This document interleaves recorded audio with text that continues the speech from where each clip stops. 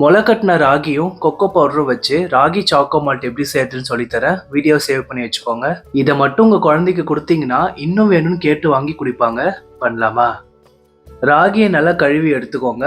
4 மணி நேரம் தண்ணியில நல்லா ஊற வச்சு எடுத்துட்டு தண்ணி இல்லாம வடிகட்டிட்டு இந்த மாதிரி துணியில கட்டி வச்சிருங்க.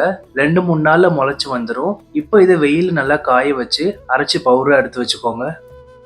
இது கூட ஹெல்த்தி குட் ஃபேட்ஸ் இருக்க முந்திரி பாதாம் பிஸ்தா எடுத்துக்கோங்க. மக்கானாவும் சேர்த்து மிதமான சூட்டில் வறுத்துட்டு வாசனைக்கு சுக்கும் ஏலக்காவும் சேர்த்துக்கோங்க. இனிப்புக்கு பனங்கற்கண்டும் உலர்ந்த பேச்சம்பழத்தி இது கூட சேர்த்து நல்லா வறுத்து அரைச்சி பவுடர் எடுத்துக்கோங்க. ஆல்ரெடி அரைச்சி வச்சிருக்க முளைக்கட்டின ராகி மாவு கூட இந்த பவுடரும் சேர்த்து மிக்ஸ் பண்ணிக்கோங்க. இல்லைனா ரெண்டுத்தையும் ஒன்னாவே சேர்த்து அரைச்சிட்டு கொக்கோ பவுடர் சேர்த்து கலந்து எடுத்தா sprouted ragi choco malt ready.